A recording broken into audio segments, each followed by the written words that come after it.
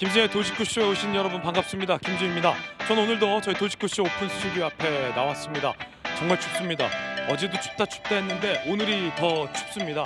아마 11월 중 오늘이 가장 추운 달이 될 수도 있지 않을까 싶습니다. 따뜻하게 입으시고 건강 유의하시길 바라겠습니다. 이 검사장급 검사를 평검사로 이른바 인사전보하겠다라는 정부 여당의 방침이 알려지면서 논란이 일고 있습니다. 불이한 명령엔 항의하라더니 참으라는 거냐, 검사 길들이기냐, 이런 격앙된 반응도 검사 내부에서 나오고 있다고 합니다. 잇따라 사표를 던지는 검사장급 검사들도 나오고 있습니다. 잠시 후에 이야기 나눠보겠습니다. 전 비가 오나 눈이 오나 매일 아침 이곳에서 여러분을 기다리겠습니다. 김지의 돌직구쇼 지금 라이브로 시작합니다. 잠깐만요.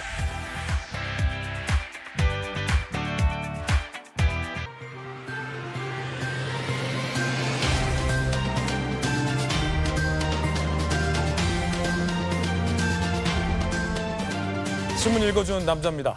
고검장급 검사를 평검사로 소위 강등시키겠다라는 정부 여당 일각의 이 논의에 대해서 검사 내부의 반발이 만만치 않습니다. 검사장, 사표 던진 검사장도 2명이나 나왔습니다. 잠시 후에 이야기 나눠보겠습니다. 오늘 조간신문 4가지 키워드 준비되어 있습니다. 함께 보시죠. 먼저 첫 번째 키워드입니다. 첫 번째 키워드는 뭘까요? 바로 이겁니다. 줄 사표. 한국일보가 오늘 일면에 썼습니다. 어떤 기사일지 함께 보시죠. 항소 포기에 간부 줄사표 촉각, 들끓는 검, 대장동 항소 포기 파장, 여권의 평검사 강등 검토 공세 속에 성명을 주도한 수원지검장이 사표를 던졌고 광주 고검장도 사의를 표명했다라고 확인이 됐습니다. 검찰 내부에서는 말 안 듣는 간부 망신 죽이냐라며 부글부글 반발도 나오고 있습니다. 자, 그 가운데 정성호 법무부 장관은 평검사 강등에 대해서 내부 반발 딱히 없다라고 발언을 했는데 그 발언도 논란입니다. 잠시 후에 이야기 나눠보겠습니다. 이어서 다음 키워드입니다. 두 번째 키워드 함께 보시죠. 두 번째 키워드는 첫 제안. 동아일보가 오늘 8면에 썼습니다. 어떤 제안일까요? 휴전선 긴장 낮추자. 이재명 정부 첫 군사회담을 제안했는데 북한의 호응이 미지수입니다. 북한에게 연이은 러브콜을 보내고 있지만 아직까지는 별다른 응답 없습니다. 한국을 무시하는, 현 정부를 무시하는 전략을 북한이 일관되게 취하고 있습니다. 이어서 다음 키워드입니다. 세 번째 키워드는 5년 뒤. 중앙일보 일면 기사 함께 보시죠. K반도체도 K조선도 5년 뒤에 중국에 뒤진다. 삼성전자와 SK하이닉스가 주도하는 K반도체는 언제까지 세계 1위를 지킬 수 있을까에 대해서 전문가들이 설문을 했습니다. 5년 뒤에 중국에 뒤처질 수 있다는 위기감이 나오고 있습니다. 이어서 다음 키워드입니다. 네 번째 키워드는 AI 경찰, 조선일보 신면입니다. AI 경찰 출근 시작, 판례 수천 개, 10분 만에 정리, 영장도 쓴다. 경찰청이 AI 수사 지원 시스템을 도입 검토하고 있다라는 내용인데 증거 분석부터 진술 조서 정리까지 A4 20장, 20초 주면 한 장으로 요약해 준다고 합니다. 글쎄요. AI가 잘못된 판례를 인용하거나 잘못된 판례를 만들어내기도 했다라는 사례가 국내외 안팎에 많습니다. 대학생들도 AI 쓰면 학점 안 주는데 경찰이 AI에 너무 의존하지 마십시오. 지금까지 신문 읽어준 남자였습니다.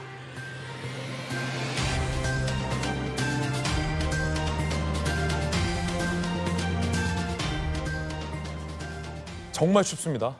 체감온도 영하권에 강한 바람까지 불고 있는 오늘 아침 강추위를 뚫고 오신 분들 소개해드리겠습니다. 엘리트 검사 출신의 김광삼 변호사님, 그리고 여가부 장관을 역임하신 김희정 의원님 나오셨습니다. 반갑습니다. 돌직구쇼 안방마님, 김유정 의원님, 그리고 법률위 부위원장을 맡고 있는 조기현 변호사님 나오셨습니다. 어서 오세요. 오늘 가장 중요한 뉴스부터 공개하겠습니다. 저희들이 선정한 오늘의 핵심 이슈는 이겁니다. 떠나는 검사장, 여당은 징계 압박. 자, 검사장급들이 일단 사의를 표명하고 있습니다. 이번 대장동 항소 포기에 왜? 라고 공개적으로 이유를 물었다는 이유로 정부와 여당에선 항명이다라고 규정하고 있는 상황에서 평검사로 인사이동을 시키겠다라는 얘기 속에 나온 사표입니다.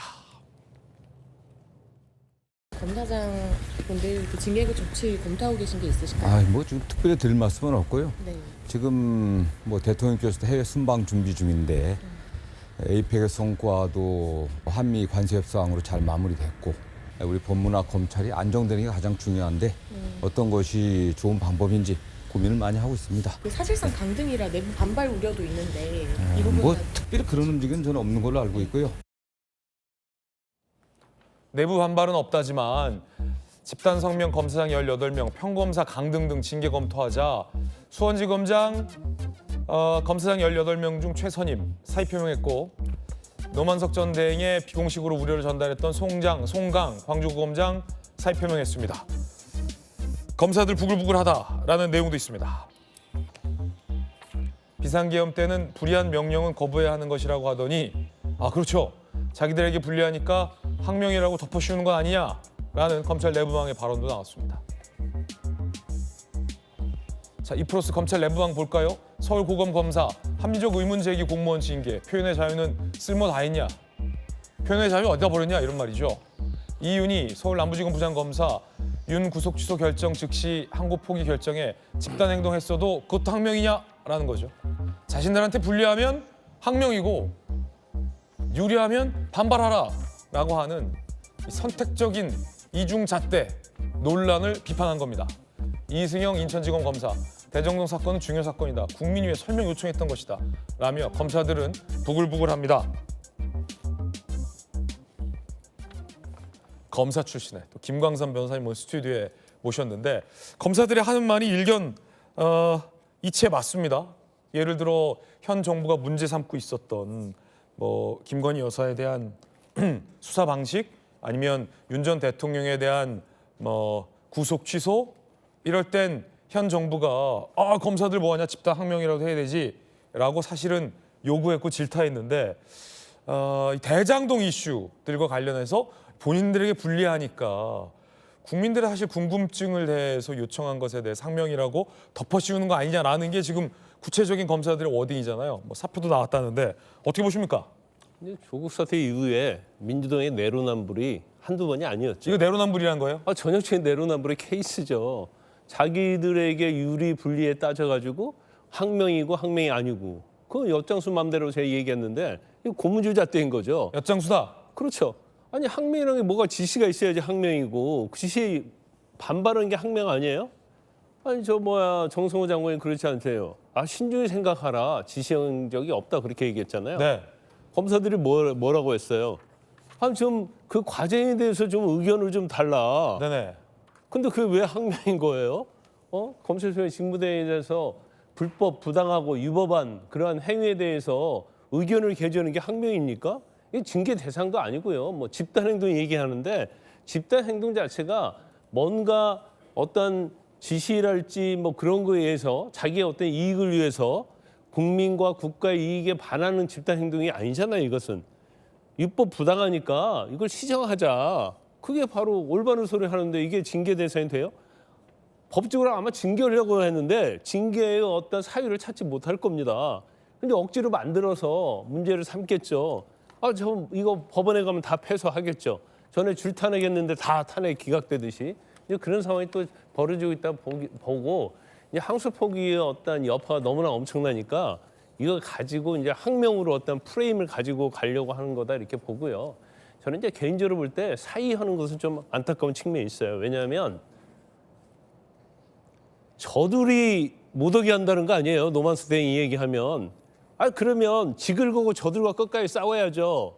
근데 사의를 표명하는 것 자체는 저 거대하고 무도한 민주당과 싸워서 본인만 개인적으로 힘든 거예요. 싸워서 이길 수도 없고 명분도 없고. 그러니까 이쯤에서 나는 그냥 사표 내고 그냥 좀 편하게 살겠다. 그런 취지로밖에 보이지 않아요. 경우에 따라서는 징계랄지 지금 민주당에서 지금 주장하는 그거에 대한 반발이라고 볼 수도 있죠. 근데 한편으로 좀 그런 생각이 좀 들어요. 그런데 지금 검사는 18명 아니에요?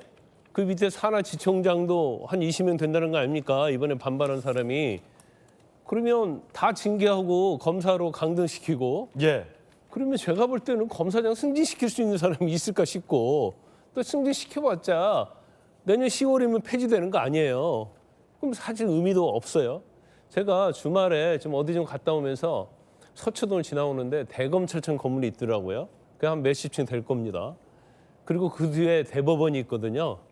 그럼 저 건물은 어떻게 될까 하는 생각이 들고 그 옆에 중앙지검하고 서울고등검찰청이 있는데 저건 어떻게 될까 생각이 들더라고요.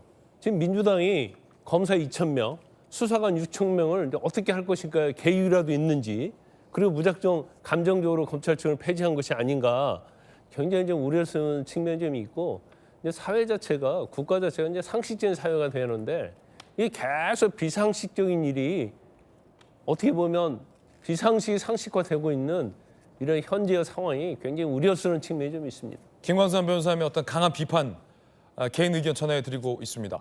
구자현 검찰총장 대행은 뭐라고 얘기했을까요? 사장님, 그 고위 간부 사태 이어지고 있는데 좀 어떻게 지켜보고 계신가요? 네, 들어가겠습니다. 검찰 내부 반발은 어떻게 수습하실 계획이신가요? 자, 뭐 검찰총장 대행은 답을 아꼈습니다. 묵묵부답. 평검사 강등에도 고검장들의 입단 사이에도 검찰총장 대행은 아무 의견을 내세우지 않았습니다. 이중잣대 아니냐라는 논란입니다. 불이한 명령엔 항의하라더니 대장동 항소 포기와 관련해서 이유를 물은 것 평검사 강등이 말이 되느냐라는 뭐 강한 비판 의견 주셨는데 김유정 의원님 어떻게 보십니까? 그래서 일단 정성호 법무부 장관은 법무와 검찰의 안정이 중요하다 이렇게 얘기를 했어요. 그래서 이제 딱 느낌은 일정 부분 톤다운 한 것 같은 느낌이 들고요. 그럼 평검사 강등 안 합니까? 네, 그거는 아직 모르겠습니다. 아직 미정이다. 네, 아직 미정인 것 같고 최종 결정은 아직 안 내려진 것 같아요. 근데 당 쪽하고 법무부 그다음에 대통령실은 약간 미묘한 온도차는 좀 있는 것 같습니다. 네네. 그리고 대통령이 어제 이제 UAE 포함해서 G20 그 참석자 순방 떠났잖아요. 한 7박 8일 정도 되나요? 이제 그렇기 때문에 과거 몇 차례 해외 순방했을 때 그 내부에서 국내 여러 가지 문제 때문에 사실은 순방의 성과 이런 것들도 많이 덮인 사례도 있었기 때문에 어제 그래서 당에서도 특별히 이런 관련해서는 언급도 조금 자제했던 것 같고요. 정성호 법무부 장관도 지금 이제 고민의 흔적이 묻어나는 답변이었다고 저는 생각을 합니다. 그런데 일단 그 보기에는 검찰이 그러면 검사는 특권층이냐 여기에서 그 문제 제기가 시작이 되는 것 같아요. 집단 반발하는 모습을 다른 경우에 그렇게 쉽게 찾아보기는 어렵거든요. 다른 경우라는 거는 다른 일반 공무원의 경우에. 그래서 지난번에 그 경찰청에서 경찰국 신설한다고 했을 때 총경들이 굉장히 강력 반발을 했잖아요. 총경 회의도 주도했던 류삼영 그 동작의 위원장도 있죠. 지금 민주당의 경우에. 이제 그런데 그때는 합당한 타당이고 뭐 맞는 명분 있는 반발이었지만 그래도 다 징계를 받았어요. 이제 그런 그 예를 들기도 하더라고요. 그래서 검사들이 하는 얘기가 그때 우리가 잘못했다, 잘못한 게 맞다, 뭐 즉시한 거 포기한 거, 뭐 잘못했다고도 표현도 안 했어요. 누구도 글 올리면서 즉시한 거 포기나 그러면 뭐 주가 조작 김건희 관련한 무혐의 처분 내린 거에 대해서 그때 우리가 그러면 문제 제기했다면 그거는 잘했다고 했을 거 아니냐 이렇게 또 돌려서 얘기를 하던데 제가 드리고 싶은 말씀은 고 정주영 회장이 하신 말씀처럼 해봤어? 이거예요.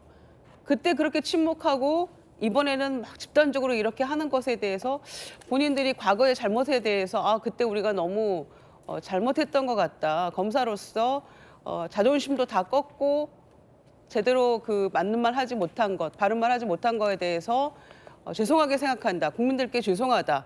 그러나 이 부분은 이런 문제가 있다라고 했으면 또 달랐을 거라고 저는 생각해요.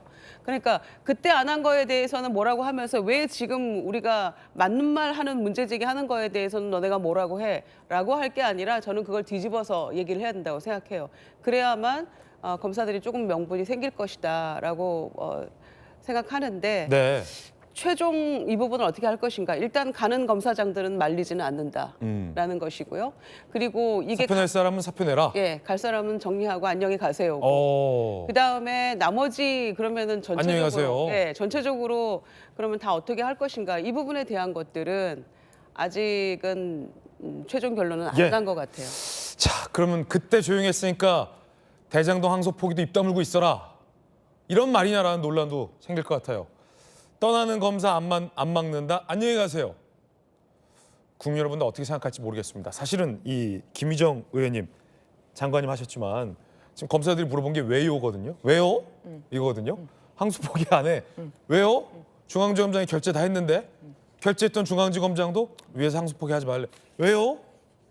검사장들이 왜요? 지청장들이 왜요?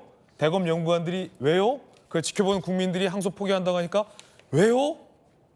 항명, 강등 지금 이런 국면이 아니냐 이런 논란이나 아까 어떤 검사가 표현의 자유 얘기했잖아요. 네. 왜요라고도 못 물어볼 정도냐 이 대장동 일당들이 그렇게 항소도 하면 안 되고 왜요라고 물어봐서도 안 될 정도의 대장동 일당들이 뭐길래 뭐 이런 논란이에요. 왜요? 말이에요. 그러니까 왜요? 절대 존엄이 또 나오나요? 김현지에 이어서 대장동 일당도 절대 존엄인가요? 그냥 일반적인 대규모 사기 사건 7,800억 원을 한탕 해먹은 사기 사건이잖아요. 그런데 왜 이렇게 온 대한민국이 여권이 나서서 보호하려고 하죠? 그리고 모두 그들의 변호사를 자처하고 있는 거죠. 지금 하는 행위가 대장동 일당들을 보호하는 방식으로 이루어지고 그들을 벌주자하는 사람들에게 거꾸로 벌을 주는 방식으로 결과가 나오고 있잖아요. 결과적으로 그렇다. 네, 대장동 일당에게는 좋아지는 방식으로 힘을 모아주고 있고 대장동 일당을 벌주자는 사람에게는 야, 니네 강등해 이렇게 하고 있잖아요. 그러니까 여권이 나서서 대장동 변호사로 이미 활동을 해서 지금 여권 고위직 곳곳에 들어가 있는 국회의원 5명, 법제처장, 그다음에 민정수석실에 비서관급 3명 이런 사람들은 공식적으로 대장동 변호사고요. 알게 모르게 대장동 변호사 타이틀을 달지 않아도 온 여권이 대장동 변호사 역할을 하고 있구나라고 보여주는 장면이지 않나 싶습니다. 그 내부망에 올린 내용은 크게 2가지입니다. 하나는 왜 이들을 더 크게 벌 줄 수 있는 행위를 번복됐는지 경위를 알려달라는 겁니다. 왜요죠, 경위를. 왜요? 왜 항소 포기 안 했나요? 라는 거고요. 그다음에 2번째, 왜 우리는 이런 법리로 항소를 하게 돼 있는데 항소 포기를 할 수 있는 법적 근거가 뭐죠? 2가지잖아요. 이게 무슨 집단 행동이고 정치적 행동인가요? 이거를 오히려 무슨 항명이네 하고 얘기를 함으로써 본인들이 이 대장동 사건을 덮으려고 하는 게 명령이다라는 거를 드러내고 있습니다. 그런데 검사들의 이런 의견 표명은 국민들에게 현재 이득이 되고 있다는 것도 드러나고 있습니다. 뭐냐면요. 처음에 그냥 넘어갔으면 정성호 법무부 장관이 개입을 했는지 법무부 차관이 개입을 했는지 전혀 모를 뻔했어요. 그런데 검찰총장 대행이 사표 내면서 여러 가지 그 과정에 알려지게 됐잖아요.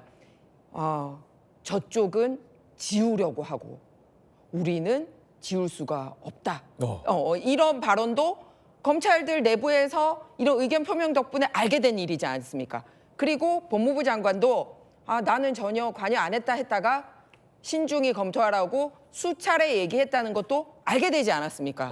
그리고 원래는 차관은 전혀 검찰하고 수사 지휘와 관련돼서는 관여돼서 안 되는데 차관이 직접 검찰총장 대행에게 전화해서 항소 포기할 수밖에 없는 선택지 3개 내밀었다는 사실도 알게 되지 않았습니까? 도대체 대장동 일당이 뭐길래? 네. 그래서 만약에 검찰들이 내부망에 어떻게 됐는지 알고 싶어요 라는 글을 올리지 않았다면 이렇게 법무부 장관, 법무부 차관 이런 사람들이 관여하고 압박을 검찰이 받았다는 사실을 국민들이 모르고 넘어갈 뻔했잖아요.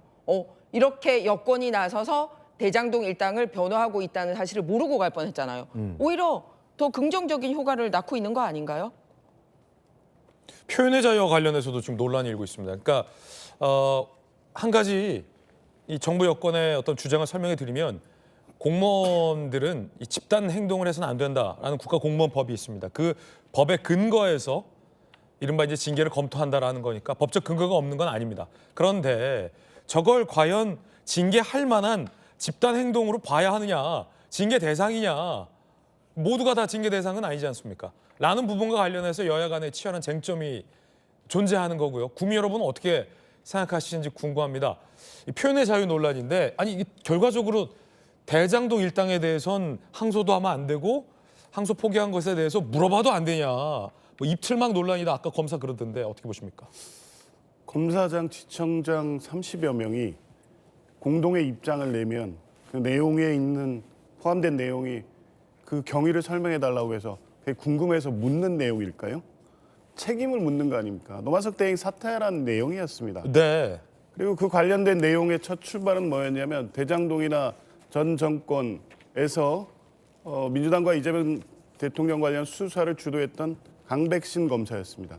강백신 검사 이 사건 이전에도요. 지난번 탄핵 사태 때 본인이 탄핵 대상이었기 때문에 본인이 문제지만 민주당을 대놓고 비판하는 글 계속 올렸습니다. 이렇게 뭐 그런 개인적으로 입장 올리는 거 2%에 그거 언제 제재했습니까? 적어도 이번 사안에 있어서는 공무원법이 금지하는 공무원의 집단 행위에 해당된다고 봤기 때문에 그 내용이 질문하는 내용을 담고 있지만 그 경위를 나 이런 거에 대해서는 알고 있으면서 검찰총장의 책임을 묻고 이 사태의 본질을 민주당과 이재명 정부가 벌이는 일. 그래서 지금 추진하고 있는 검찰 개혁까지 연관시켜서 정치적 입장을 낸 겁니다. 뭐 궁금해서 답 달라고 했다가 지금 엉뚱하게 보복당하고 있는 겁니까? 그런 변명이 저는 먹힐 거라고 생각했다면 그렇게 지금 검사나 검찰들이 본인들 입장 표해 왔습니까? 아니지 정치적 의도가 담긴 질문이었다. 그렇죠. 아니 뭐 의도가 담긴 뭐 이런 게 아니라 그 행위 자체로서 정치적일 수밖에 없는 것이죠. 그게 그 내용이 뭐 그 전부터 강백신 부장이 처음 항소 포기 직후에 밝힌 입장은 뭐냐면 이거 법무부하고 이재명 정부에서 압박했다는 얘기를 들었다. 거의 뭐 단정적으로 해놓고 거기서부터 촉발돼서 여기까지 온 겁니다. 그러면 그게 아 정말 그럼 뭘까요? 하고 어떤 한 지청장이 물어보고 검사장이 물어보니까 나도 궁금한데 그럼 우리 다 같이 모여서 한번 물어볼까? 이 결과가 지금 이 입장 표명으로 나온 겁니까? 아니지 않습니까? 그리고 그 선택적 얘기를 하면 표현의 자유다 이렇게 얘기하는데 김건희 여사 수사 무혐의 처분하고 윤석열 전 대통령의 구속 취소 결정에 대한 항고 포기 문제를 연결시키는 것은 이 문제까지 포함해서 검사들 집단 행동 이 지금 뭐 하라는 게 아닙니다. 그때도 안 되고 지금도 안 됩니다. 그런데 지금에 와서 그때는 하지 않고 그때 민주당의 비판이 니네 집단 행동으로 나서서 반대하지 왜 안 하느냐 이렇게 얘기했습니까? 검찰의 불기소 자체를 비판한 거고 왜 항고 포기를 하느냐는 그 자체를 비판한 것이지 검찰 전체가 이 부분에 대해서 정의롭게 나서서라고 비판한 적 없습니다. 그때도 집단 행동은 안 되고 지금도 안 된다. 안 되는 거죠. 근데 이번에 와서야 마치 이게 불이익이기 때문에 우리는 정의로운 검사다. 그래서 우리가 나섰는데 그때는 집단 행동 왜 안 했냐고 하는 것처럼 이게 사실 왜곡인 거죠. 언제 그렇게 얘기했습니까? 이번에 집단 행동 자체가 이런 여러 가지 정치적 의도나 배경이 있을 수밖에 없고 그것을 정의와 불의의 문제로 본인들의 그것의 주재자이고 전제자인 것처럼 이렇게 설정해 놓고 입장을 계속 이렇게 내고 있으니 이게 한 개개인 검사들이 갖고 있는 의문과 문제의식 존중합니다. 그런데 지금 표출되는 방식이나 그 내용은 여전히 과거 비판받던 검찰의 모습에서 한 발자국도 나가지 않은 상태에서 정치적으로 해석될 수 있는 발언들로 다 연결되기 때문에 그런 측면에서 보면 검찰들이 얘기하는 검사들이 말하는 정의라는 게 선택적 정의고 특정 정부와 정권의 그 검찰 개혁에 대해서 저항하는 어떤 수단으로서 이런 것을 정의와 불의의 기준을 자의적으로 해석해서 행위하고 있다. 그것이 공무원법이 금지하는 집단 행위로 나갔다고 하면 그에 대한 책임질 각오도 안 하고 했느냐 네. 이렇게 묻지 않을 수 없는 겁니다. 자, 다양한 의견 전해드리고 있습니다. 여러분 어떻게 생각하십니까? 뭐 다 좋은데 그래서 항소를 왜 안 한 겁니까? 누가 하나 명확한 답을 안 내놓고 있어서 듣다 보니 궁금하네요. 그래서 항소는 왜 포기한 겁니까? 누가 하나 책임 있는 답변 내놓는 사람이 없습니다. 야당은 이렇게 비판했습니다. 전국의 검사장들이 그 사유라도 알려달라고 노원석 전 검찰총장 대행에게 요구하였습니다. 그런데 민주당은 또 이재명 정권은 이러한 검사장들의 요구에 대해서 항명이라고 하고 징계해야 한다고 하고 수사해야 한다고 협박까지 하였습니다. 그런데 급기야 이 검사장들에 대해서 평검사로 강등시키겠다라는 이야기까지 나옵니다. 만약에 이 일이 진정 진행이 된다면 대장동 비리 사건의 정점에 누구냐? 그거는 이재명 대통령이라는 것을 스스로가 인정하고 자인하는 꼴이 됩니다.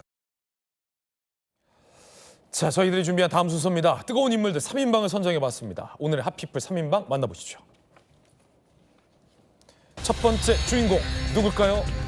아, 이거 뭐 미리 보는 서울시장 선거인가요? 예, 건건이 오 시장의 행정을 김 총리가 비판하고 있습니다. 이번엔 광화문에 설치되는 조형물을 국무총리께서 문제 삼으셨습니다. 들어보시죠.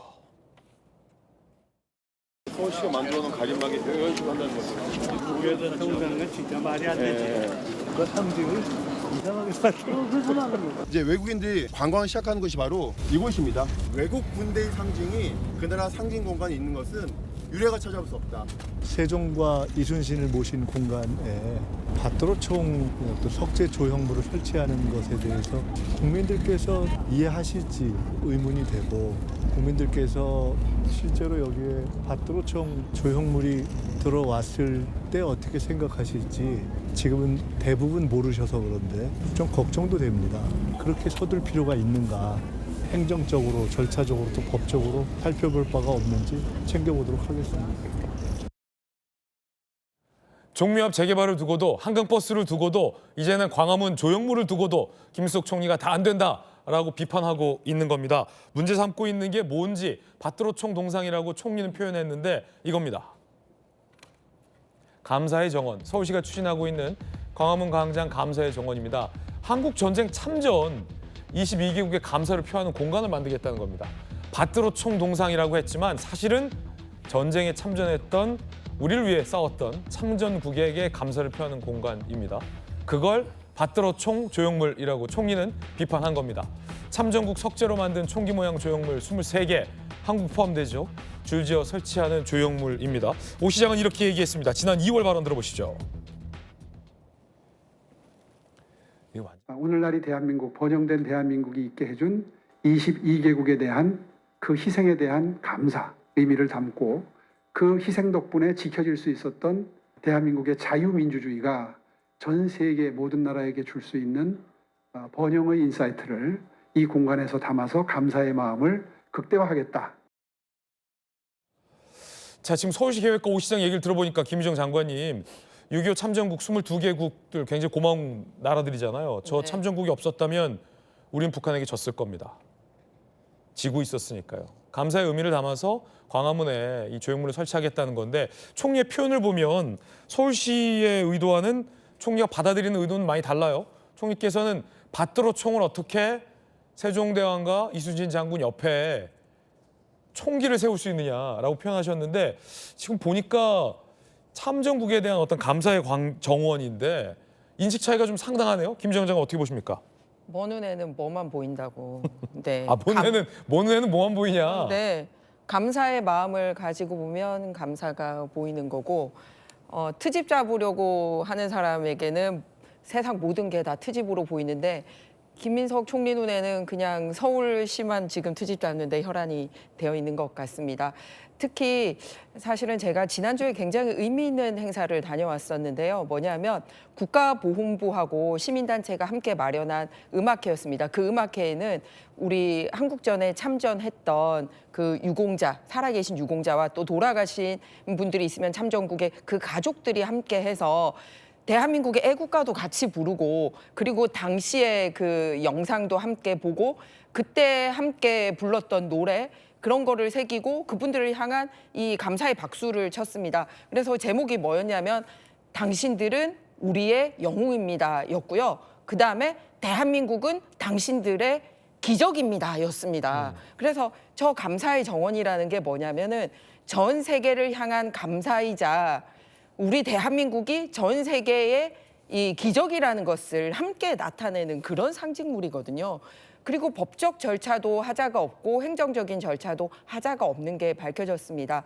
세운상가 이 개발에 있어서는 대법원까지 판결까지 마친 상태였습니다. 그런데 사사건건 저렇게 끌고 나가기 때문에 과연 국무총리로서 행사를 활동을 하고 있는 건지 정말 예비 그냥 서울시장 후보 2002년 못다 이룬 꿈 그때도 청계천을 그냥 밑도 끝도 없이 청계천 복원 반대해가지고 서울시장이 당선에 실패를 했었는데 그거를 지금 세월이 20몇 년 지났는데도 한 발짝도 나아가지 못하고 저렇게 트집을 잡고 있는 게 국무총리로서 그때 적합한가. 당시 김민석 총리가 서울시장 후보에 도전했을 때 지금 많은 시민들이 사랑하고 있는 청계천 복원을 반대했었습니까? 지금 우리 돌직구쇼 스튜디오가 바로 청계천 초입에 있습니다. 그리고 시청자분들은 뒤로 보이시지 않으세요? 이 화면에 이거 그림 아니라 현장 실제 그 화면입니다. 현재 시간에 청계천 모습을 우리가 이 오픈된 스튜디오를 통해서 바로 돌직구쇼 스튜디오에서 보고 있거든요. 그래서 수질도 다 복원했고 그다음에 공기도 좋아졌고 완전히 세계적인 명소가 됐던 이 청계천 복원 당시 이명박 후보가 걸었었는데 모든 게 다 안 될 거다. 무조건 안 된다라고 했었는데 굉장히 성공한 사업으로 판명됐습니다. 그런데 세운상가 문제라든지 광화문에 이선 감사의 표식을 하는 부분이라든지 계속 반대만 해요. 그러면서 행정적이나 이런 법적인 내용을 가지고 들이밀지도 못하고 있습니다. 과연 적절합니까? 그러면서 지금 국무총리로서 해야 되는 일은 챙기고 있지 않습니다. 국무총리로서 이렇게 나라가 시끄럽게 가고 있는데 온갖 지금 예를 들어서 제가 담당하고 있는 국토교통위원회에서 그 무한공항 사고 있었거든요. 그 둔덕 관련돼서 전국에 있는 포항공항 하나 빼고도 그 사고 났던 로컬라이저 올 에이펙 전까지 고치겠다고 했는데 하나도 안 고쳐져 있고 이런데 이런 현장 가시는 게 오히려 국무총리로서 더 적합한 활동이지 않나 이렇게 생각합니다.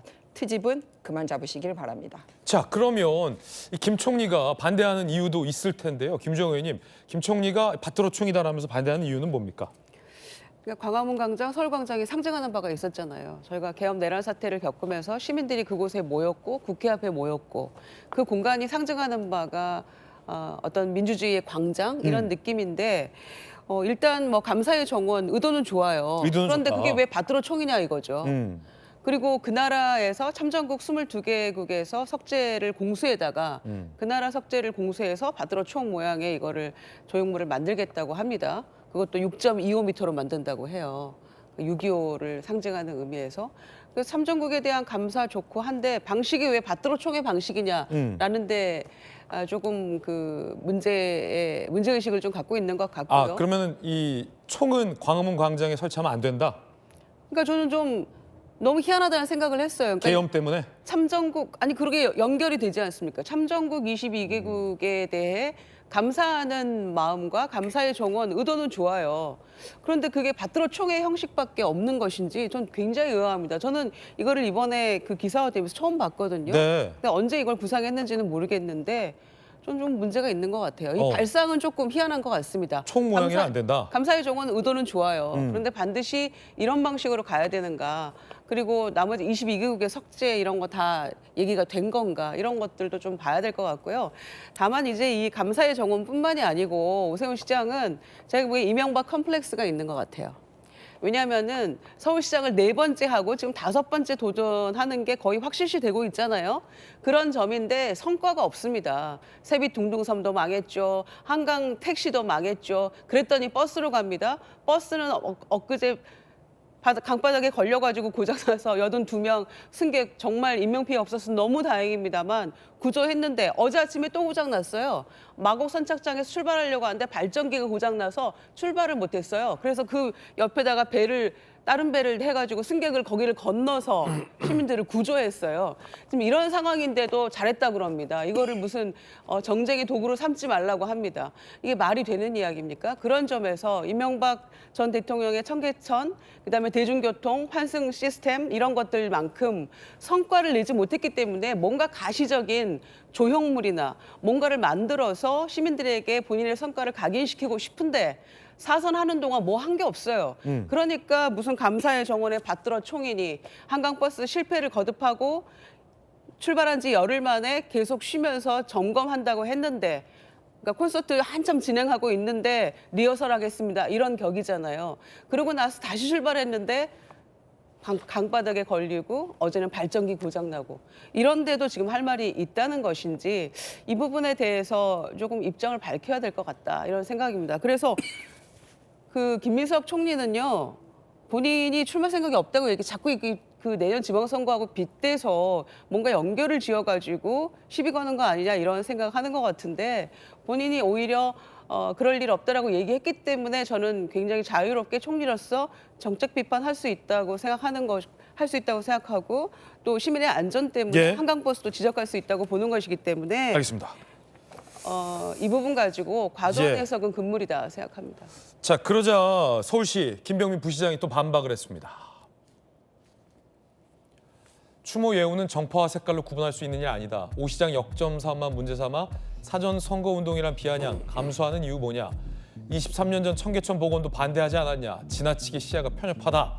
자, 요건은요. 서울 한강버스나 종묘 재개발과는 또 논란의 결이 좀 다른 것 같습니다. 서울시에서는 참전국에 대한 어떤 감사의 표시. 왜냐하면 뭐 미국이나 다른 공간에도 메모리얼 파크 같은 데는 총을 든 군인의 형상이나 총 모양의 형상 조형물이 많기 때문에 서울시에서는 이거 트집이다라고 김 총리를 비판하고 있고요. 김 총리 입장에선 방금 김유정 의원님 들으셨던 것처럼 다른 것과 마찬가지로 뭐 업적 쌓기냐라는 시각이 있는 것 같아요.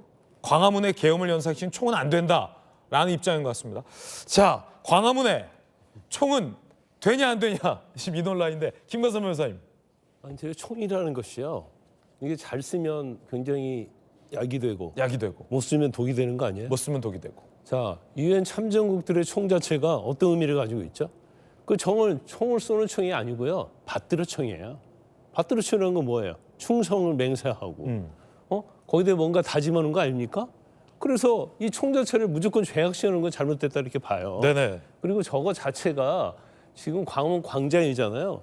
그럼 광화문 광장에 저는 석조물을 설치해가지고 한층 더 광화문을 돋보이게 만드는 그렇기 때문에 저걸 가지고 마치 막 계엄과 연관시키는 것은 제가 볼 땐 나가도 너무나 나갔다. 총 나왔다고 다 계엄은 아니다. 그렇죠. 받들어 총이라는 것이 충성을 맹세하는 거예요. 대한민국을 지키겠다는 아마 그런 의도를 한 것 같고 서울시정에 대해서 그 민주당하고 시각이 굉장히 다른 것 같은데 제 주위에서 보면 오 시장에 대한 칭찬이 엄청 많습니다. 더군다나 그 소외된 뭐 시민들과 어떤 소통이랄지 그리고 저도 잘 몰랐는데 그 팜플렛 제도를 봤어요. 근데 우리가 모르고 있었던 것이 엄청난 것들이 있더라고요. 근데 이제 최근에 한강버스와 관련해서 운행과 관련해서 좀 사고가 좀 빈발하고 이제 그런 거 가지고 트집을 잡는 건데 지금 서울시장 선거는 이미 시작이 된 거예요. 그것은 국무총리라는 직위 자체가 워낙 광범위하게 개입할 수 있는 여지가 있는 거잖아요. 그러니까 사실 저런 식으로 선거운동을 하는 것이 유법성이 전혀 없습니다. 그래서 지금 제가 볼 때는 이제 김민석 총리가 굉장히 전략적으로 저는 잘 가고 있다고 봐요. 실질적으로는. 지금 국무총리가 뭐 한강버스 개입하고 종로 개입하고 지금 서울시의 어떤 정책 하나하나에다 다 전부 다 비판을 하고 있잖아요. 예. 그러면 이제 본인 입장은 뭐 제가 객관적으로 보는 입장은 지금 서울시장 선거를 1대1 구도로 만들고 있는 거죠. 그럼 저걸 보고 있는 사람이 이제 서울시장 입장에서 보면 계속 공개하니까 굉장히 곤혹한 측면이 있을 거예요. 근데 또 곤혹한 사람이 또 있어요. 누구냐면 민주당 내에 다음 서울시장 출마하고 싶은 사람들. 박주민 의원이나. 그렇죠. 지금 1대1 구도를 지금 만들기 위해서 교묘하게 지금 국무총리의 지위를 이용해서 지금 선거운동을 지금 하고 있는 거거든요. 그러면 국민도 마찬가지고 시민들도 보면 다음 선거는 김민석 대 오세훈이네. 이런 알게 모르게 스며들고 있는 거죠. 이거 어떻게 보면 정치적으로는 굉장히 탁월한 선택을 지금 김민석 총리가 하고 있는 거예요. 그래서 정치인이기 때문에 이걸 뭐라고 할 수는 없고요. 지금 계속적으로 서울시 정책에 대해서 어떻게 보면 비판하고 딴지 걸고 있잖아요. 근데 이것도 어떻게 보면 정치 행위죠. 이걸 또 선고해가면 또 김민석 총리가 서울시에 유리한 고지를 점령하는 거고 그렇지 않고 이게 역풍이 부르면 오히려 본회의에 해가 될 수 있는데 뭐 제가 볼 때는 내년 4월 선거 아닙니까? 5개월도 안 남았어요. 어떻게 보면 김민수 총리가 탁월한 선택을 해가지고 정치적 행위를 하고 있다. 저는 그렇게 봅니다. 하지만 광화문 광장 받들어총은 과도하다 이 말씀이세요? 그렇죠. 여러분 어떻게 생각하십니까? 자, 야당에서 김석 총리를 비판했습니다. 서울시 행정에 과도하게 개입하는 게 불법 선거 개입이다라는 비판입니다. 들어보시죠. 내년도 지방선거를 앞두고 정부와 더불어민주당은 연일 오세훈 때리기에만 몰두하고 있습니다. 김 총리는 자천타천 서울시장 후보로 거론되고 있습니다. 지방선거를 앞두고 서울시 행정에 과도하게 개입하며 공무원과 행정력을 동원하는 행태는 명백한 불법 선거 개입입니다. 김민석 총리는 즉각적인 오세훈 때리기를 중단하고 국정 운영에 힘써야 합니다. 이 종묘 한강버스 이번 이 광화문의 감사의 정원까지 김 총리가 확실히 오 시장을 겨누고 있는 행보를 많이 하고 있습니다. 종로구 종묘 앞에 그림자 문제로 개발해서는 안 된다. 한강버스는 운행에 문제점이 있다. 감사의 정원은 총을 왜 여기다 세우냐라며 다 제동을 걸고 있는 그런 상황입니다. 자연스럽게 관심사는 김 총리가 서울시장에 나오시려나 보다라는 궁금증으로 이어지고 있는 건데 아까 이제 김관삼 변호사님 논평 중에 흥미로운 게 요 김 총리의 행보를 정작 이 오 시장보다는 민주당 내에 있는 다른 서울시장에 나오고 싶어하는 서울시장 잠재 후보군들에게 굉장히 좀 불편할 거다. 박주민 의원이나 뭐 다른 분들 있지 않습니까? 김 총리는 뭐 출마합니까? 안 하신다고 보도 나왔잖아요. 내부 회의에서 분명히 입장 밝혔고요. 지금도 그건 유지되고 있다고 봅니다. 네. 일단 저런 행보를 하는 것은 지금 보십시오.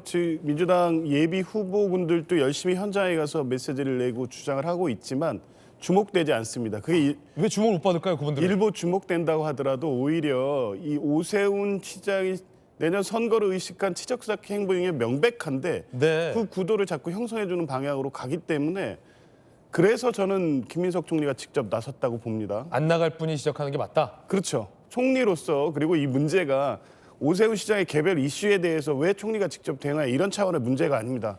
종묘 문제만 해도요. 지금 유네스코에서 이 유산 영향평가 받기 전까지 개발 중단하라고 강력히 경고하는 내용의 공문서가 접수가 됐습니다. 그 이전에 이미 세계 유산 영향평가 받으라는 공문 냈는데 서울시에서 영어 원문 해석 어쩌고 저쩌고 이런 식으로 해서 안 하고 있지 않았습니까? 이러다가 유네스코 지정 취소되면 어떻게 됩니까? 그게 단순히 지정이 됐느냐 취소됐느냐 문제가 아니라 그로 인한 경제적, 문화적, 미래 가치적 파급 효과가 엄청납니다. 거기 건물을 올려서 취득된 어떤 이 개발 이익보다 훨씬 상회한다는 게 분석되는 내용인데 그 총리가 안 나서야 됩니까? 나서야 될 국가적 사안인 거고요. 지금 이 서울 광장에 받들어총은요? 총. 지금 뭐 우리가 유엔 참전국에 대해서 민주당의 어떤 정파적 이해를 갖고 지금 이걸 대응하는 겁니까? 지난 75년 동안 유엔 참전국과 관련해서는 진보 보수 정권을 막론하고 참전국에 대해서 예우를 다했고 미국 방문할 때마다 알링턴 국립묘지 가서 다 참배하고요. 일정상 못 등하는 경우도 있지만 그리고 각국 방문했을 때 유엔 참전 용사들 따로 만나서 감사함을 표하는 외교 행보는 민주당 정권에서 계속 이어지고 있습니다. 그리고 전쟁 기념관을 포함해서 우리나라 곳곳에 참전에 감사하고 그 뜻을 기리는 기념탑, 상징물 많이 있습니다. 굳이 서울광장에 저걸 넣겠다는 것은 오세훈 시장의 보여주기 시적으로밖에 해석될 수 없는 게 명확하기 때문에 문제 지적을 하는 거고요. 아까 그림 보십시오.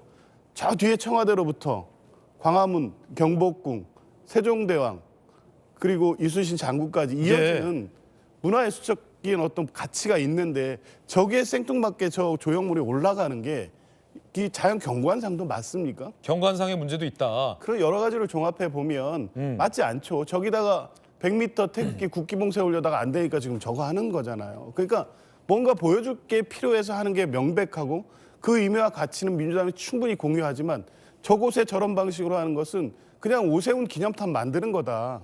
이렇게 얘기할 수밖에 없는 거고 한강버스 역시 시민의 안전의 문제입니다. 그리고 이 서울시 전체에 자꾸 이렇게 보여지는 게 한강버스 성공이냐 실패냐의 문제입니까? 서울시 전체 이미지와 관련된 건데 시민의 안전성 문제가 이렇게 심각하게 제기되고 있는데 알겠습니다. 총리가 안 나섭니까? 당연한 일을 하고 있는 거고요. 이걸 선거하고 자꾸 연결시키는 것은 이렇게 해서 오세훈의 존재감을 높이려는 오세훈 시장 측의 선거 전략일 뿐이지 김민석 총리가 나서는 것과는 완전히 다른 의미라는 걸 말씀드립니다. 김 총리는 서울시장 절대 안 나선다. 절대. 그건 뭐 제가 절대라고 이렇게 얘기할 수는 없지만 네. 분명한 입장을 밝히고는 있잖아요. 네. 일단은 김 총리는 안 나간다는 얘기하고 있어요. 선거와 관련 있는 행보로 해석될 여지가 없다. 이 말씀은 분명히. 김 총리가 안 나올까요? 나올까요? 한번 좀 지켜봐야 될 것 같습니다. 일단은 총리는 안 나간다. 종일 변호사님 얘기했던 것처럼 명확하게 재차 얘기를 했습니다. 핫피플 함께하고 있습니다. 두 번째 주인공 만나보시죠.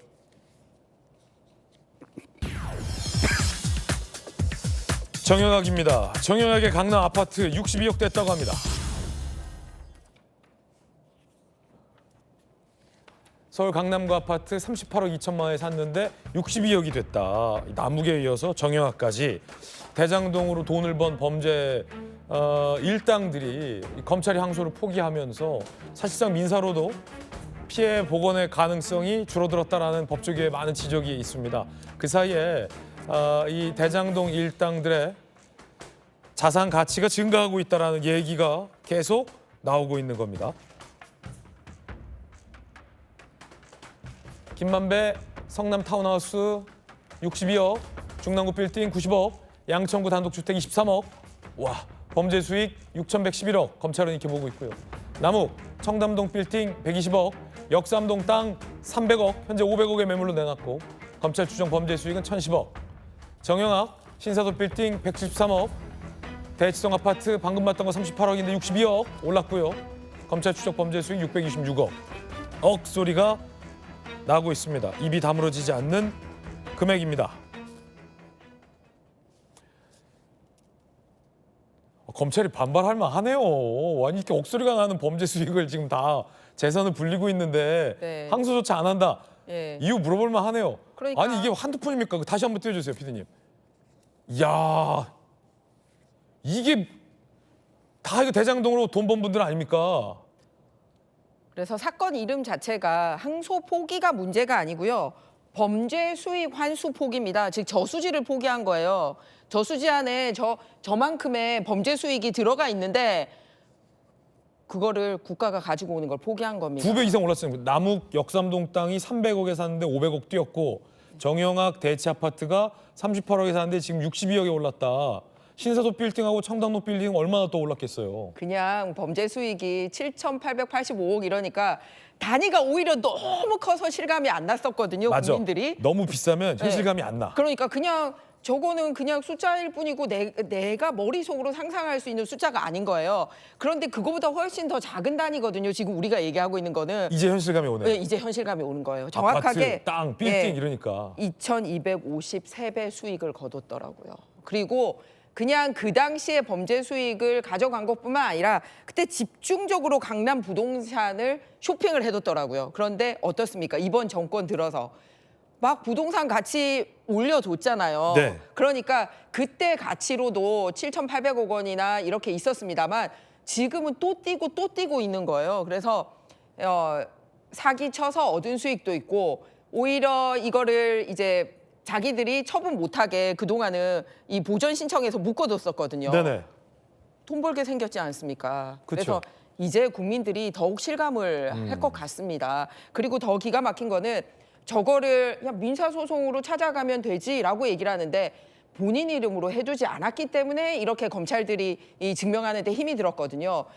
다른 3자 이름으로 해둔 거, 가족 이름으로 해둔 거, 그리고 자기가 일부 지분을 가진 회사 이름으로 해둔 것 이런 것들을 일일이 찾아내는데 엘리트 검사들이 총 출동돼서 이거를 밝히는데도 무진장 시간이 걸렸습니다. 그런데 민간이 나서서 저 관련돼서 서류 제출 요구나 이렇게 공적으로 할 수 있는 권한이 없는데 다 찾아낼 수 있겠습니까? 그때 되면 다 팔아치우고 완전히 세탁 탈탈탈탈 다 해둘 텐데요. 그렇기 때문에 항소 포기가 아니라 범죄 수익 환수 포기, 저수지 포기 사건이기 때문에 국민들이 분노하고 있는 겁니다.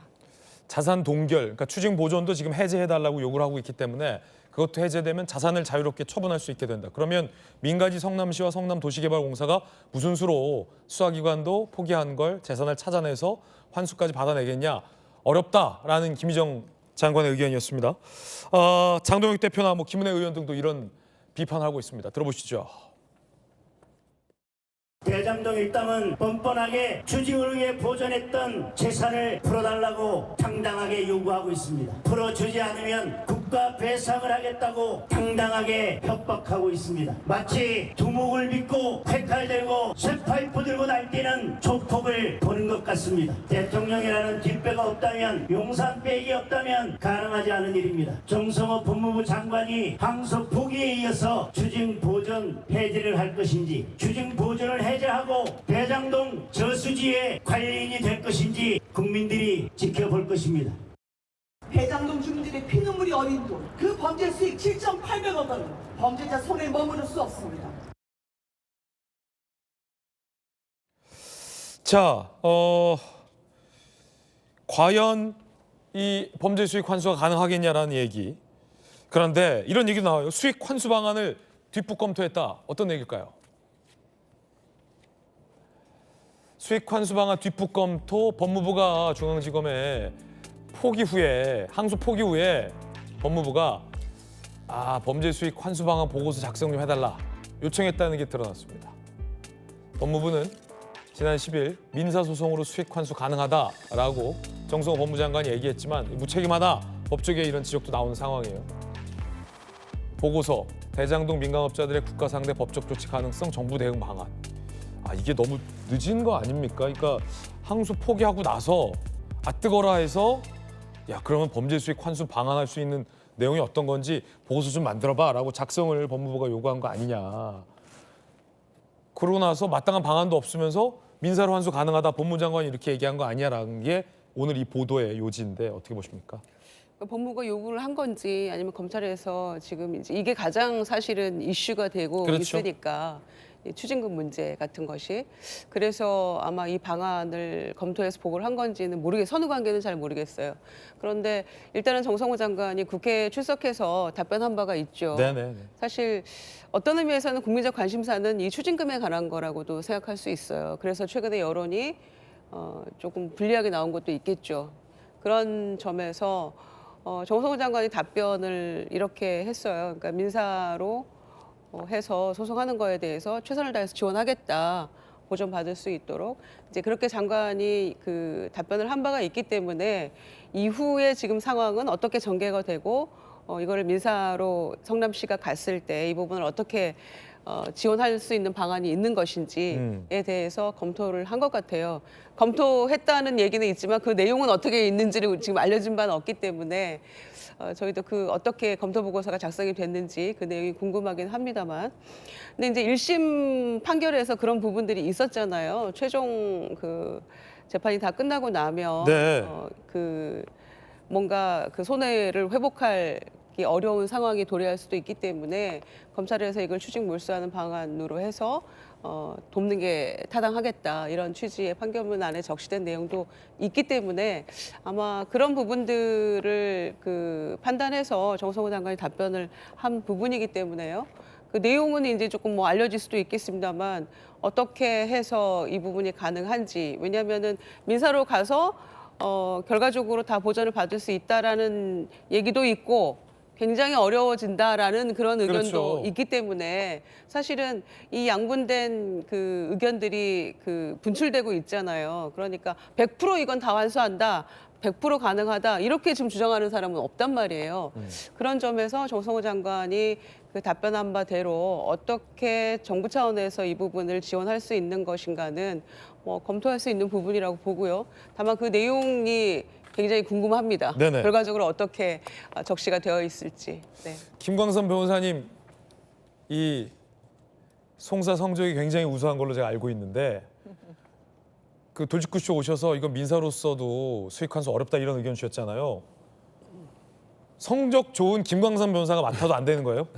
아니 근데 민사소송 할 수 있다라고 의견 내는 사람은 나는 한 명도 못 봤어요 이제까지. 아, 김광삼 해도 안 된다 이거. 아니 언론에서도 그렇고 제 주위의 법조인들 중에서 민사소송해가지고 환수할 수 있다는 의견을 가진 사람을 아직까지 제가 한 1, 2주 동안 한 명도 만나본 적이 없어요. 그리고 불가능해요. 불가능한데 이제 그 장관 입장에서 이제 면피용으로 저런 얘기 했는데 또 경우에 따라서는 일부 할 수도 있겠죠.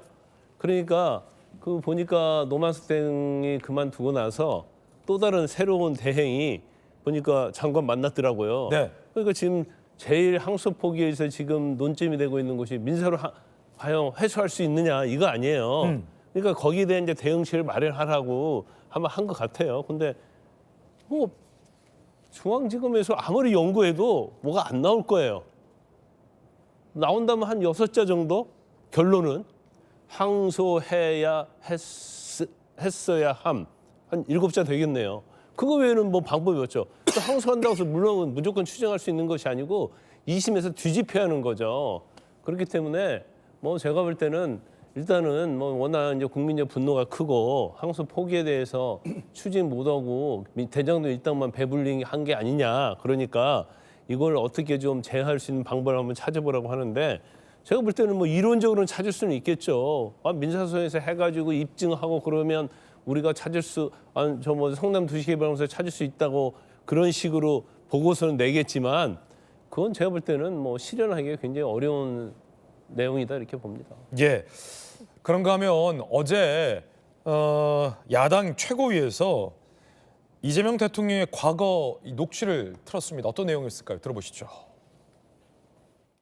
여러분은 절대로 사고를 치면 전화를 되지만 이 전화 위에는 여러분의 인생이 여기 다 알았으니까 어디서 무슨 짓을 몇 시에 뭘 했는지 다 아셨어요. 이랬던 이재명 대통령이 공직사회를 비편 내편으로 가르기 위해서 공직자의 핸드폰까지 다 뒤지겠다고 나서고 있습니다. 북한에서나 목도할 법한 불법적 공무원 사찰입니다. 공무원의 핸드폰을 그렇게 들여다보려면 맨 먼저 최고위 공무원인 이재명 대통령의 핸드폰부터 파헤쳐 보기를 바랍니다. 75만 공무원을 겁박합니다. 국민은 이재명과 김현지의 휴대폰 내용이 더 궁금합니다. 자, 이 공무원들 이 TF 관련해서 이 계엄에 가담한 공무원들이 있는지 없는지에 대해서 조사를 하겠다. 휴대전화도 들여다보겠다라고 한 내용과 관련해서 야당이 또 강하게 지금 비판한 그런 대목인데요. 조기현 변호사님, 이재명 대통령 과거 발언을 틀었네요. 10년 전에 변호사이기도 했던 당시 성남시장이 그냥 이 뭐 수사나 이런 거에 대비해서 그냥 저렇게 던진 말을 이 사건과까지 연결시키면서 비판할 일인가 싶습니다. 그렇게 지금 국민의힘 지도부가 어떤 사항에 대응하는 이 내용과 수준이라는 게 좀 안타까울 정도고요.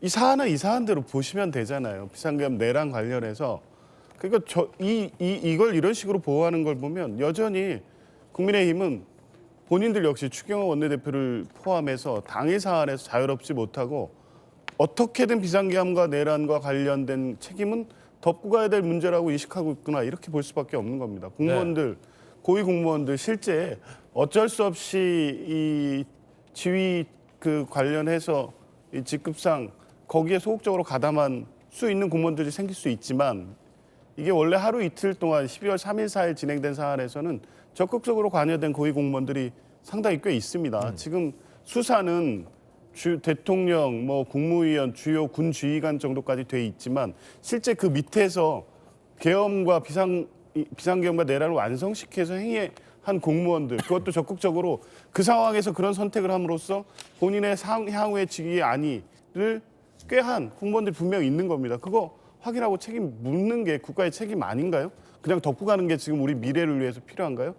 방법과 절차는 당연히 적법 절차의 원칙에 따르죠. 어떻게 수사로 하는 것도 아닌데 임의로 그거 뺏어서 포렌식 안 하는 거 아닌가? 못 하는 겁니다. 그리고 만약 그런 식으로 해가지고 징계를 했다고 하면 나중에 소송 가면 다 패소하기 때문에 그 절차 다 따라서 하겠다는 건데 마치 휴대폰 강제로 뺏어가지고 사생활까지 다 들여다볼 것처럼 그리고 그 대상도 극히 일부인데 75만 공무원 전체를 대상인 것처럼 저렇게 호도하면 안 되죠. 자꾸 이제 그런 식으로 하면 본인들 책임을 같이 덮으려고 하는 것으로밖에 볼 수 없고요.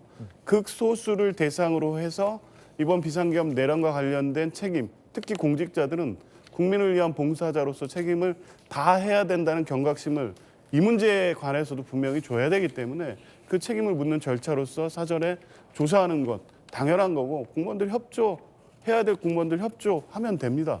그 이상도 기하도 아니라고 봅니다. 김희정 장관님, 이재명 대통령이 10년 전에 뭐라고 말했길래 그래요?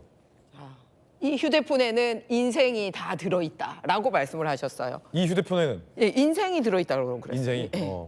그러면서 당신이 어디서 무엇을 했고 누구와 무엇을 했고 심지어는 사진 찍으면 그 사진을 어디서 찍었는 것까지 다 있다. 그렇기 때문에 휴대폰은 절대로 뺏기지 말라라고 하면서 특히 수사기관에는 휴대폰 뺏기면 절대 안 된다라고 한 번 지나가는 말씀으로 하신 게 아니라 특강을 가서 굉장히 긴 시간 동안에 신신당부를 합니다. 그랬는데 그러면 거꾸로 뺏으려고 하면은 본인이 뺏기지 말고 감춰야 된다고 했던 것을 뺏는 사람 입장에서는 난 네 인생 자체를 들여다보겠어. 누구와 어디서 무엇을 했는지 보겠어라는 얘기인 거잖아요. 무엇을 뺏기는지를 정확하게 알고 있었던 분이기 때문에 무엇을 뺏는 사람 입장에서도 정확하게 알고 있다는 얘기가 됩니다. 이거는 통신비밀법을 완전히 정면으로 위반한 부분이고요. 적법 절차를 규정을 해서 소위 영장을 가지고 와야지 이 휴대폰을 압수를 해갈 수 있는데 이 부분도 위반한 겁니다. 그동안의 3개의 특검으로도 안 되고 대상이 안 되니까 공무원의 인사권을 남용을 해서 이런 걸 하겠다고 하는데요. 49개 정부 기관에 500명이나 되는 사람을 동원을 해서 찾아내겠다는 거 아닙니까? 그런 사람들이 그러니까 내란이라고 확정된 것도 아니지만 했나요? 그래서 지금은 방금 말씀하시는 그 인력들이 총동원이 돼서 민생에 투입돼도 부족할 텐데 본인이 당하는 사람 입장에서 절대로 뺏겨서는 안 돼라고 얘기했던 거를 나는 내 손아귀에 다 지겠어. 뭐냐면은 감시하겠다는 거잖아요. 북한의 5호 감시제보다 더한 거 아닙니까?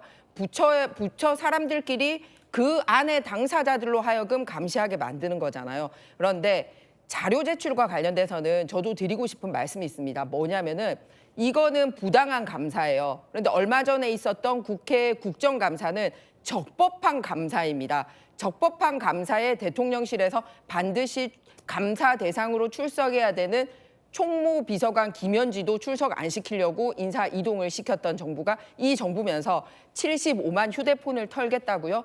그리고 인사청문회법에서 기본적으로 병력이나 교육과 관련된 의무 조항은 내도록 되어 있는데 병적 기록서 제출하지 않은 사람이 국방부 장관으로 가 있습니다. 이렇게 현행법으로 하도록 되어 있는 자료 제출도 하지 않은 사람들로 고위공직자 쫙 채워놓고서 현행법 위반하게 이렇게 부당하게 공무원들에 대해서 감시하고 그다음에 숙청하겠다? 자유민주주의 포기하는 길로 가자는 얘기입니까? 저는 상당히 걱정이 앞섭니다. 네, 조기현 변호사님의 의견, 김희정 장관님의 의견 공의 전해드렸습니다. 핫피플 함께하고 있습니다. 세 번째 주인공 만나보시죠. 주한미군 사령관이 한반도 지도를 뒤집었습니다.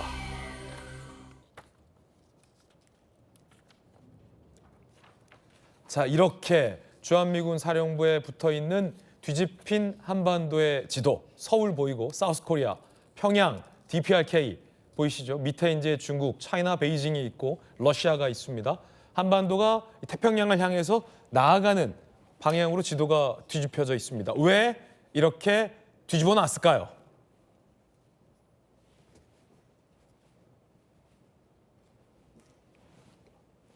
동쪽이 위인 지도를 보면 이스트 업, 한반도가 북중러 견제의 중심축이다라고 주한미군 사령관이 발언한 겁니다. 들어보시죠. The Republic of Korea looks like an island or like a fixed aircraft carrier floating in the water between Japan and mainland China. 장교 출신의 김광선 변호사님. 이야, 항공모함 같다. 한반도의 어떤 전략적 가치에 대해서 주한미군 사령관인 이 제이비 브런슨이 정말 기가 막히고 절묘한 표현을 했네요. 이 북한과 이 중국과 이 러시아 사이에 떠 있는 항공모함 같다. 그러니까 얼마나 중요하다라는 얘기입니까, 우리 한반도가? 저 의미가 굉장히 중요한 것 같아요. 이제 미국이 이제 한반도를 전략적으로 앞으로 어떻게 할 것인가, 이제 그 부분에 대해서 굉장히 함축적 의미가 담겨 있다고 보거든요. 이제 항공모함이라는 것은 한 곳에 있지 않잖아요. 결과적으로 전쟁을 할 수 있는 최대의 조건을 갖추고 필요한 곳으로 이동을 해서 전쟁을 치를 수 있는 거 아니겠어요? 우리가 이제 이제까지 생각한 것은 우리가 한반도가 북한을 견제하고 중국과 러시아를 견제한다.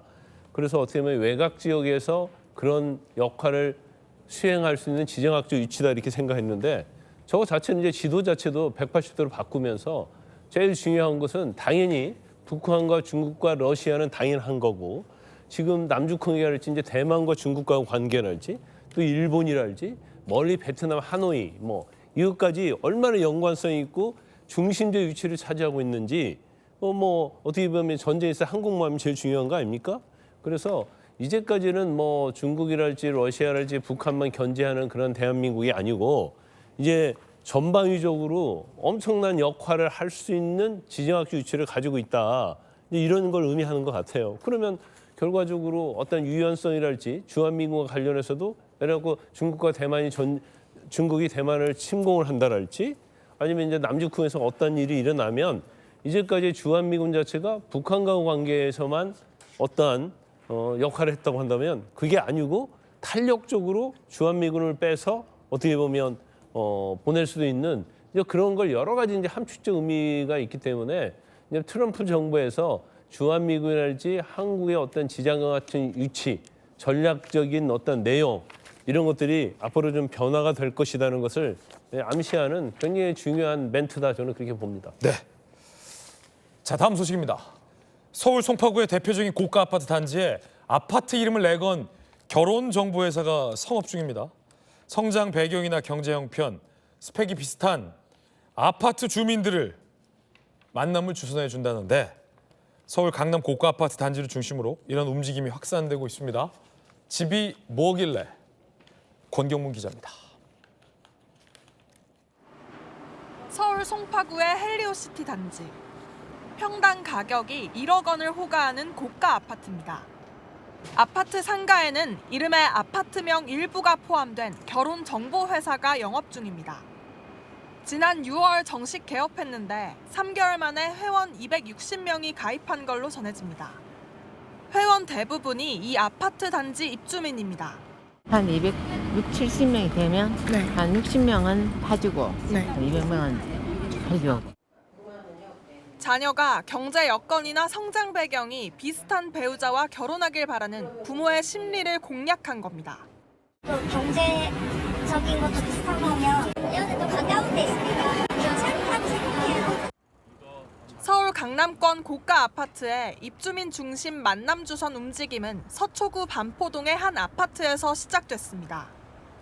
2년 전 입주민들의 결혼정보 모임회로 시작했다가 입소문이 퍼지면서 올 여름엔 정식 결혼정보 업체로 등록까지 했습니다. 결혼도 비슷한 사람들끼리 하겠다는 풍조에 시민들 반응은 엇갈립니다. 여의도 조금은 있었으면 좋겠고 서로 아는 사람끼리 소개를 해주는 거니까 괜찮다고 생각을 했어. 사는 사람들끼리 자기네들끼리 모여서 결혼하고 계급화되는 그런 시각이. 강남구 고가 아파트의 대표격인 타워팰리스에도 미혼 남녀 모임이 설립되는 등 입주민끼리 교제하는 문화는 더욱 확산되는 모양새입니다. 채널A 뉴스 권경문입니다. 강력한 남자와 함께 강력 사건을 풀어보는 시간 돌직구 강력반 시작하겠습니다. 오늘도 강력한 분 모셨습니다. 서울경찰청 인터폴 및 국제범죄수사 팀장을 역임하신 김은배 반장님 나오셨습니다. 어서 오세요, 반장님. 안녕하십니까. 네. 자, 김은배 반장님과 함께 풀어볼 첫 번째 강력 사건의 단서부터 보시죠. 첫 번째 단서는 바로 이겁니다. 지하 주차장 경차 주차 단속 강화? 이게 도대체 어떤 내용일까요? 함께 보시죠. 경찰을 단속한다는데요. 자, 지금 보시면요. 온라인 커뮤니티에 올라온 아파트 안내문인데 지하 주차장에서 경차 단속을 강화하겠다라고 쓰여 있고요. 경차 전용 주차가 여유로운데도 일반 주차장을 사용해서 민원이 발생했다라고 이유를 달았습니다. 위반하면 강력 접착 스티커를 부착한다고 돼 있습니다. 그러니까 경찰은 경차 전용 주차칸만 쓰라는 건데 안 하면 단속 이거 논란입니다. 김 반장님, 경차가 경차 전용 주차면에 주차하지 않고 일반 주차면에 주차하면 스티커 붙이겠다. 이거 사실은 경차 차주분들은 기분 나쁠 수 있겠는데. 그렇습니다. 이게 문제가 뭐냐면 사실 아파트에 주차 공간이 협소한 건 맞습니다. 네. 그런데 일부 아파트 같은 경우에는 커뮤니티에 올라온 걸 보게 되면 그게 일반 차량이 칸이 좀 넓고 경차는 조금 좁아요. 그쵸. 그래서 불리한 아파트가 있는데 경차를 타시는 분 모땡땡 이런 분들이 사실은 일반 차량이 되는 수가 있어요. 넓으니까. 근데 요거를 이제 관리사무소에 아마 민원이 들어오다 보니까 경찰을 댄 사람들한테 불이익을 주겠다. 즉 무슨 말이냐. 법적으로 처벌할 수는 없습니다. 그거를. 하지만 그 스티커라고 있죠. 접착되어 있는 스티커를 그 조수석이나 운전석에 딱 붙일 수는 있어요. 저희 아파트도 붙입니다. 아 그래요? 예, 김 반장이 아파트 붙인다. 차선을 위반했을 때 붙이거든요. 아 그렇죠, 그렇죠. 어떻든 간에 그걸 붙여놓기 때문에 경찰을 다녀다니는 분들이 상당히 불만이 많은 거죠. 아니 경찰은 할인도 해주는데 주차를 좀 된다고 그래가지고 그걸 붙이면 되겠냐라고 지금 항의하고 있고 일부에서는 아니 그러면 경차 구역이 있으니까 경차 구역이 되지 왜 일반 차를 오느냐라고 약간 갈등이 생기고 있습니다.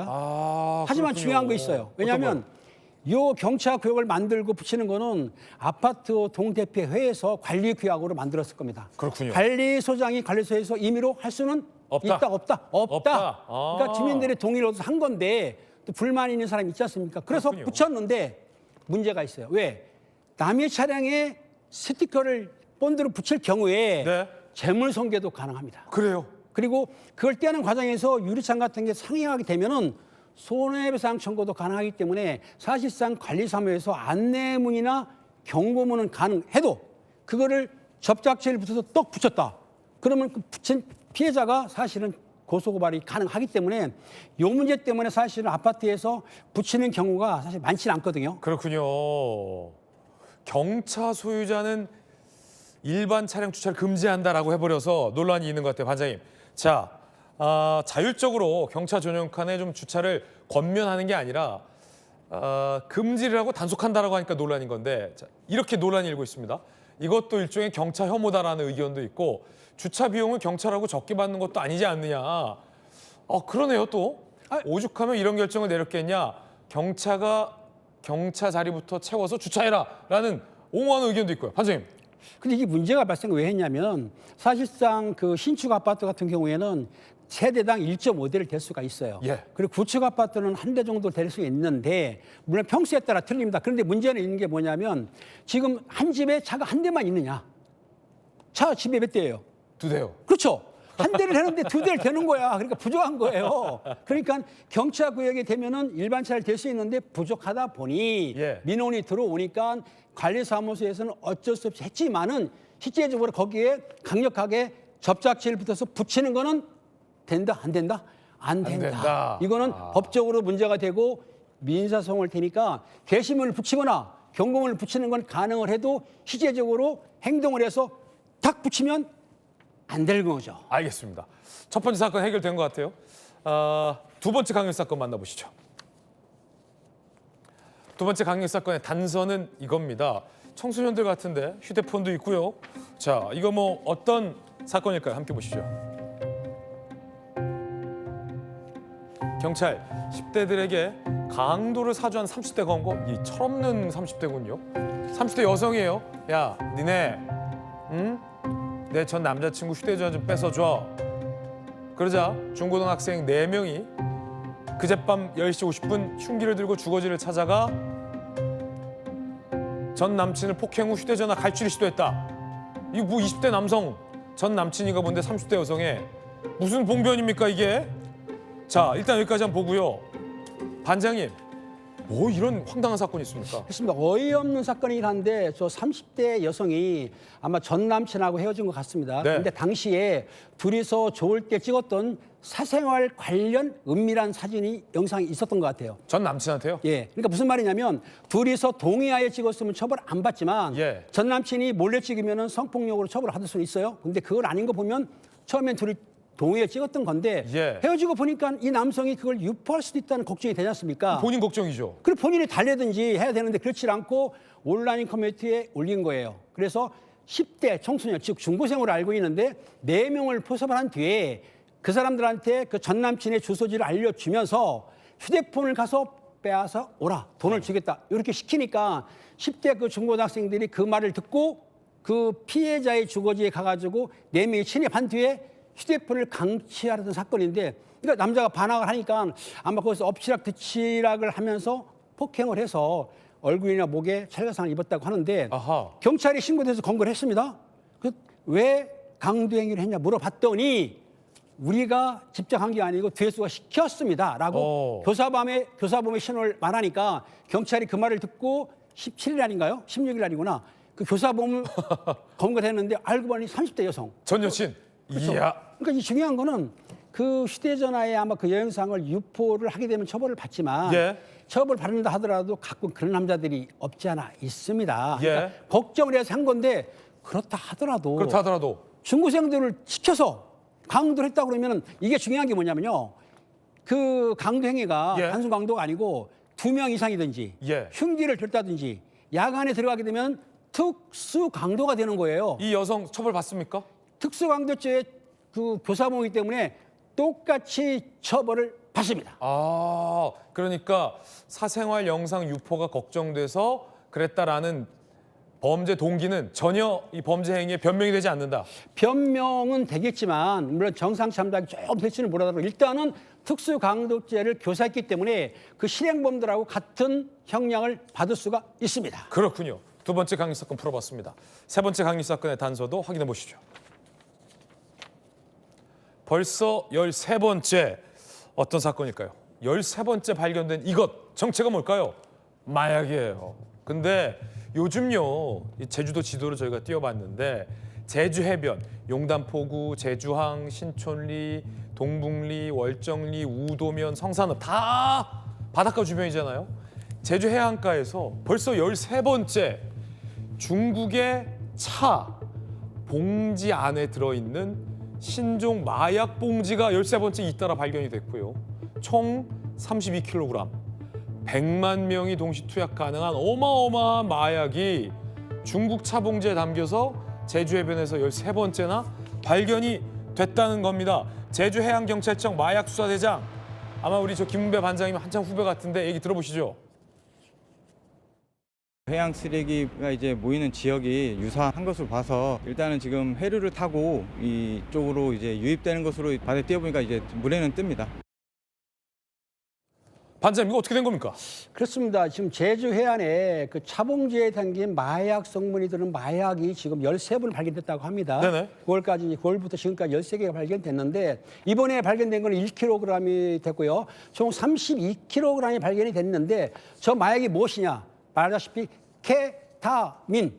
혹시 들어보셨나요? 케타민 들어봤어요. 예, 이게 케타민이 뭐냐면 프로포폴, 미다졸람, 케타민 이 3대 수면 유도제거든요, 이게. 근데 요거는 의사의 처방 없이 쓰게 되면 단속이 되는 건데 저희 강력하거든요. 그런데 왜 32kg 정도라면 100만 명이 넘게 투약했다고 하냐면 한 사람이 투약하는데 0.03g을 투약하거든요. 아, 그렇군요. 조금 투약하는 거예요. 상당한 양이네요. 조그만 약인데 그걸 한 사람 옆인데 32kg이기 때문에 100만 명이 넘는 게 투약할 수 있지 않습니까? 그렇군요. 근데 저 약이 사실은 수면 유도제이기 때문에 통증도 있고 환각이 오는 거예요. 그런데 저걸 과다 투약이 되면은 심장마비로 사람이 사망할 수 있습니다. 위험하네요. 그러다 보니 지금 저 제주 해안에서 누가 입수, 즉 국내로 유입하는 것보다는 아마 해외라든지 동남아에서 아마 그쪽에서 유실을 했다든지 아니면은 단속 때문에 투기했다든지 그게 쿠로시오 난류를 따라가지고 흘러 들어왔다는 게 지금 판단하고 있거든요. 그러니까 무슨 말이냐? 국내에 유입하려고 하다가 분실한 게 아니고 해외에서 난류를 따라서 버렸다든지 그게 흘러서 제주도 북부 해안에 도착했는데 아니면 이건 어떻습니까? 어떤 거요? 국내에 들어오려고 하는데 바다에서 던지기를 한 거예요. 해상 위에서. 근데 그걸 제대로 못 받고 몇 개가 소실돼서 흘러 제주도로 갔다.